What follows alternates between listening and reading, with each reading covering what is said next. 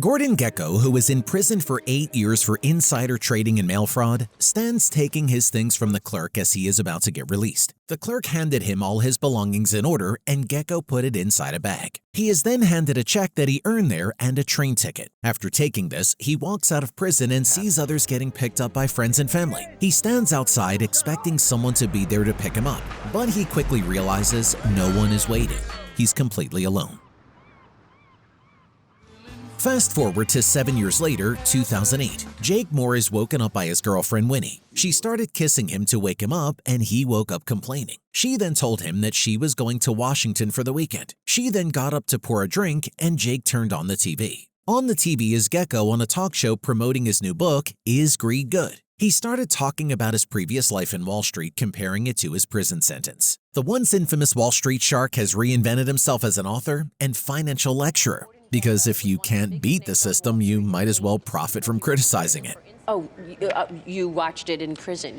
Your show? Winnie, Gekko's daughter, heard her father's daughter and told Jake to turn off the TV, but Jake kept watching. She then turned around and angrily turned the TV off. She then threw the remote and went to take a shower. Later, Jay dropped Winnie at the airport and they said goodbye. Jake revved the engine and smirked, "Come on, Bumblebee, don't let me down now." As he is doing so, he receives a call from Dr. Masters. Dr. Masters told him that the market is doing well and they need more money to invest. Jake asked how much he wanted, and Dr. Masters specified that he wanted a couple of $100 million. Jake reassured him he would get the money and ended the call. Jake works at Keller Zabel Investments, a major Wall Street firm. Once he gets there, he attends a meeting and learns that the market is unstable. During the meeting, Jake was not on board with the ideas that were raised because they shouldn't take a risk like that. After a lot of back and forth, the meeting ended and Jake went out to the office. He found his mentor, Louis Zabel, angrily talking to someone. Jake asked if everything was good, and Zabel told him that he was okay and to stop asking him dumb questions. Jake asked if he wanted to see him. Zabel then asked him to follow him to his office, and they headed there. Despite the instability, Jake receives a hefty $1.5 million bonus. Jake looked at the check in awe and asked why it was given to him, and Zabel told him it was a thank you for his hard work. He then took out a spreadsheet and started sharing his confusion. Even though it shows a profit, the numbers show a loss, and when he asked about it, he was told that they are profiting from the loss. He asked how they could profit from the loss, and Jake reassured him that it'd be okay. Zabel couldn't be reassured by this. He was worried about what was happening. He then told Jake to spend the money on his beautiful girlfriend. After discussing it for a while, Jake got up, kissed Zabel on the forehead, and left. Following this, Jake went to a fancy jewelry store to buy a ring. The salesman showed him different rings, but Jake asked to see a special one in a private office. Later that night, as he was drinking with his friend, he showed him the ring he bought for Winnie. His friend gave him a shot so that they can celebrate Jake being off the market. As they walked after drinks, they started to talk about the future. Jake mentioned Zabel, and his friend made fun of him, saying that he worships Zabel. His friend is skeptical about Zabel and the company doing well in general. But Jake told his friend that he is confident, and to show his confidence, he will invest the money he got from his bonus. His friend told him that he is acting like his mother and he shouldn't risk it. Plus, why would he spot bonus me right now if we were in trouble, huh? Makes no sense. The next morning, the office turned chaotic. The company's stock starts crashing rapidly. It quickly becomes clear that no amount of cash is going to stop the downward. Jake held on to his shares to the last minute. His friend kept telling him that he was lying to himself by saying that the price would go up again. Jake clenched his jaw. He had been here before, standing in the middle of chaos, realizing too late that he had been played. Just like that moment when he begged for help, knowing that no one was coming. In the movies, Autobots always showed up at the last second. In real life, you either saved yourself or got crushed. Jake kept his hopes up, but his friend kept asking to get the okay to sell. Jake then decided to talk to Zabel and told his friend he would call him back, and got up to find Zabel. His desk was empty, and when Jake asked the assistant about Zabel's whereabouts, she simply told him that he was angry and not feeling well. Not in. Not answering. Concerned, Jake tracks down Zabel, who is out walking his wife's dog in the park. having skipped work entirely. Zabel is cryptic about most of the things, but Jake kept asking what was going on. He asked why he gave him the bonus at this time, and Zabel simply told him that it was because he knew him. Zabel kept pushing Jake to use the money to support his life, completely losing faith in his company. But Jake was insistent on resurrecting it. He kept reminding him about the amount of jobs that are online because of this, but nothing was working to make Zabel hopeful about the situation. Desperate for answers, Jake asks if Keller Zabel will survive this crisis. When he doesn't get an answer, he asks if they are going under, but Zabel simply tells him he's asking the wrong question. The real question is, who's not going under? At this point, Jake realizes Zabel isn't just worried about the company, he's already accepted that it's over. Meanwhile, at the Federal Reserve, Zabel tries to negotiate a bailout for his firm. He appeals to the U.S. Treasury chairman hoping for some kind of lifeline, but his efforts are crushed by Bretton James, a former colleague turned ruthless rival who seems all too eager to watch him sink. With Keller Zabel on the verge of collapse, James delivers a final insult to Louis Zabel, offering to buy out the company's stock for a mere $2 per share, an almost laughable price compared to the $79 it was worth just a week ago. After all these years, you say this to me? Zabel, once a titan of Wall Street, is now being cornered and humiliated. Zabel told them neither he nor his board is going to accept this price. Another man told him that they couldn't give him a better deal, and if he doesn't accept this price, he will go bankrupt. Zabel gets angry at this repeatedly, telling them that he built the company and he'd rather take his chances with a bankruptcy court than to sell it to them. I'll take my chances in bankruptcy court before I sell to that baron. James then said that they have nothing more to talk about and got up to leave. As everyone was about to walk out, Zabel reconsidered and he asked them if they could give them a price of $6. But James told him his final offer is $3. The two men started negotiating and finally Zabel settled on $4. But James ruthlessly told him $3 and not a dime more. The next morning, Zabel woke up to his alarm. He went to the kitchen and had breakfast with his wife silently. He then went out of his house and walked to the train station. He got in a supermarket, picked up a newspaper, and got a snack. Inside the station, he sat to have his snack, and when he was done, he approached the crowd that was waiting for the train. He walked through the crowd, pushing people to clear his way, and when he saw a train approaching, without hesitation, he jumped in front of it. Shortly after, Jake sees the devastating news on TV. Zabel has taken his own life. He cried looking at this news. At the same time, Winnie returned from her trip. She hugged him and told him that she has just heard and that she was sorry. Reeling from shock, he turns to Winnie for comfort. As they stand hugging each other, Jake proposes to her. She looked at him with tears filling her eyes. He told her he doesn't want to wait anymore and he loves her, and Winnie happily accepted the proposal. I'm out of a job. I'm probably on the other side of broke, you know. After this, Jake attended a conference of Gordon Gekko with his friend where he talked about his recently published book and stock market. As Jake sat there listening to Gekko's speech, something clicked in his mind. It reminded him of the first time he heard Optimus Prime speak. Powerful, calculated, almost hypnotic. The kind of voice that could either lead you to victory or trick you into destruction. I call it steroid banking. Still seeking direction, Jake meets with Gordon Gekko after the conference. He followed him outside and introduced himself. He then tells him about his upcoming marriage to Winnie. Hearing that Jake is marrying his daughter, Gekko told him he would give him 10 minutes, and they walked talking about Jake's work. As they ride the subway together, Gekko opens up about his estranged daughter. Winnie has refused to speak to him for years, blaming him for her brother Rudy's unaliving himself.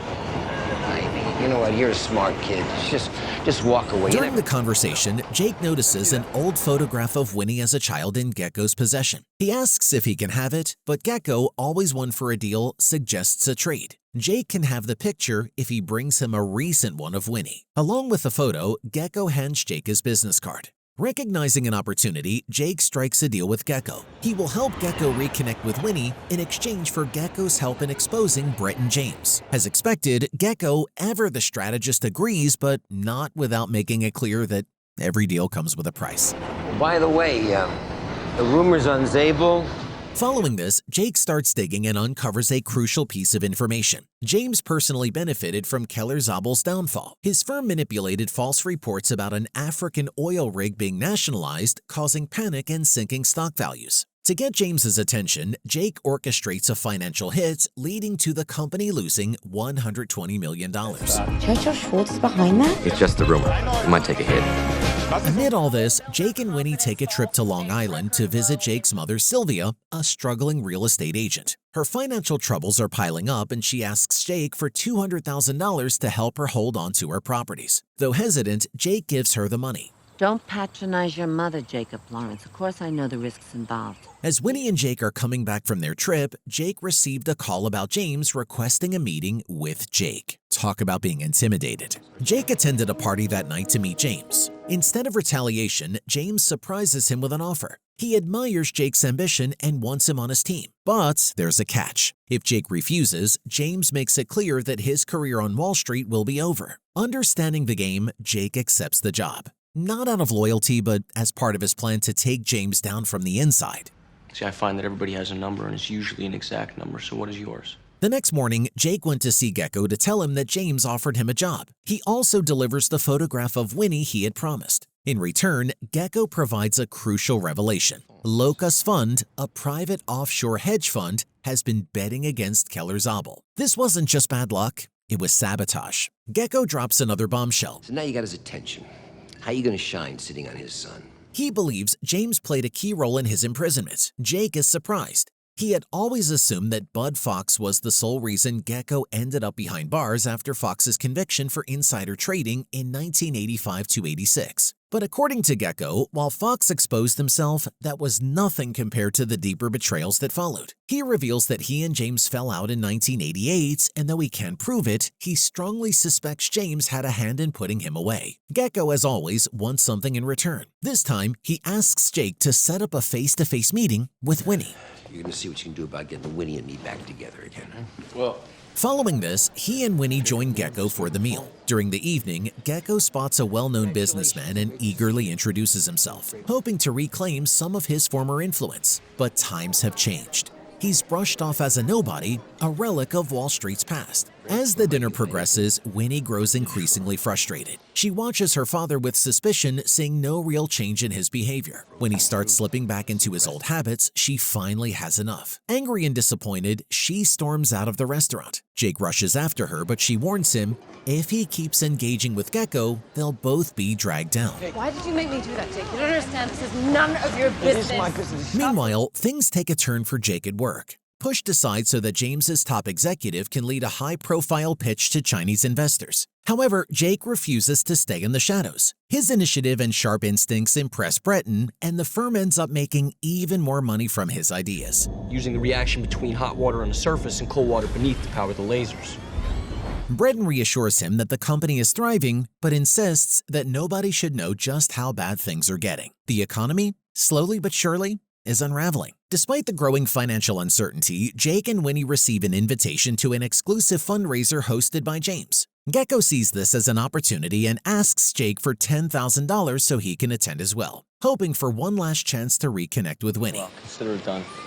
I just gotta put you at another table, you know? It's gotta look like an accident. At the event, Gekko unexpectedly bumps into Bud Fox, who has long since moved on from his past. After serving his sentence, Fox rebuilt his career, expanding Blue Star Airlines into one of the most successful carriers in the country. Eventually, he sold the company, making himself a multi-millionaire in the process. Unlike Gekko, Fox managed to leave the scandals behind. He offers a polite nod of recognition, wishes Gekko well, and gives him a piece of advice. Stay out of trouble. Stay out of trouble. As the fundraiser continues, James pulls Jake aside and delivers a long-awaited update. The Chinese investors are committing $150 million to the fusion energy project Jake has been advocating for. It's a major breakthrough, and for the first time, it seems like his dream might actually become a reality. Meanwhile, Gekko makes his move. After all these years, he comes face to face with Winnie. Outside the building, Winnie and Gekko have a tense and emotional conversation. Gekko tells her that she is the only thing in his life that truly matters, his one real possession. He insists that she will always be his girl until the day he dies. Despite years of resentment, something in his words gets to Winnie. Jake watches as she hesitates, then finally gives in, embracing her father. Meanwhile, Jake moves forward with his professional ambitions. He informs the chief researcher that the long-awaited investment funds are on their way, hoping it will push the fusion energy project closer to reality. But bigger problems loom. The American economy is spiraling toward disaster, and by September to October 2008, the stock market loses billions in what becomes one of the worst financial crashes in history. Literally 180 points just added to the decline. You can hear the holler. Back at their apartment, Jake delivers the grim news to Winnie that everything they know is falling apart. But Winnie, instead of panicking, drops a bombshell of her own. She's pregnant. Because I'm pregnant, Jake. He kisses her, realizing that despite the chaos, they now have something truly worth fighting for. The next morning, Jake and James went riding and started walking. At this time, James revealed a shocking truth. James has been actively working against the fusion energy project. Not because it wouldn't work, but because it would. Unlike oil, fusion energy cannot be monopolized, and that makes it unprofitable for people like James. Infuriated by his greed, Jake finally reaches his breaking point. He quits, knowing he no longer wants any part of that world. Consider the motorcycle part of your severance. You, Breton. Jake had seen this before. Powerful forces thinking they were untouchable. But even Megatron fell when the time came. This time, there were no Autobots. He had to fight alone. Desperate for a way to salvage things, he turns to Gekko once more. This time, Gekko offers him a solution. Winnie has a $100 million trust fund sitting in a Swiss bank account. Gekko had set it up for her when she was born in the 1980s, but after Rudy's death, she cut ties with the money. When Gekko was released from prison, he wanted access to the funds to rebuild his empire, but Winnie refused. She had always considered donating it to charity, but never actually went through with it. Gekko assures Jake that if Winnie releases the funds, their future will be secure. Convinced, Jake reaches out to Winnie, and she finally agrees. They did everything Gekko told them. We'll have your father co-sign, and we will see to it that the funds are transferred. Thank you. At the same time, his mother Sylvia arrived, once again begging for money. The housing market collapse has wiped her out, and she asks for $100,000 to keep her afloat. But Jake, now wise to her habits, refuses to bail her out completely. He gives her $30,000 and tells her he won't keep funding her reckless real estate ventures. Sanity. What you need to do is you need to go back to Henry, you need to get another job, okay? Amidst this, Jake gets a disturbing call. The money never arrived. Panicked, he realizes something is wrong. Now realizing the truth, Jake rushes to Gekko's apartment, only to find it completely empty. Gekko is gone. As he was standing there, he remembered everything and realized that Gekko had double-crossed back. Don't go back in there, Jake. Devastated, he tells Winnie everything. He confesses that he had been meeting with Gekko behind her back, trying to rebuild their relationship. But now it's clear that Gekko never truly changed. He played them both, manipulating the situation to get exactly what he wanted. Betrayed and heartbroken, Winnie calls off the engagement. She tells Jake that she can no longer trust him or feel safe in his presence. Without another word, he leaves. Determined to confront Gekko, Jake follows him to England, where he finds him back in business, running a powerful financial firm using the very same $100 million he stole from Winnie and Jake. Jake makes one final offer to Gekko. If he returns Winnie's stolen $100 million, he'll get something far more valuable in exchange: a place in his grandson's life. He shows Gekko an ultrasound image of his unborn son, hoping it might trigger some sense of family loyalty. For a moment, Gekko seems moved, but then his expression hardens. He refuses, saying it's not about the money. It's about the game. Giving up that fortune in his eyes is a deal he simply can't make. He isn't just trying to stay rich, he's fighting to remain on top. Jake sees the truth. Gekko will never change. Over the next few weeks, Jake starts piecing everything together. The collapse of Kellerzabal, the federal bailouts, and the shady deals propping up James's company. Using the information Gekko had previously gathered, Jake exposes the entire scheme. Winnie, who has returned to journalism, runs the story. The fallout is immediate. Breton James is publicly disgraced, and the company's board of directors, led by Julia Steinhardt, turns against him. Are you stupid or what? Meanwhile, Gekko thrives. His London-based financial firm, now a powerhouse, attracts the same investors who once shunned him. James is forced to testify before Congress about his involvement in the financial collapse. His influence stripped away as Wall Street's biggest players abandon him.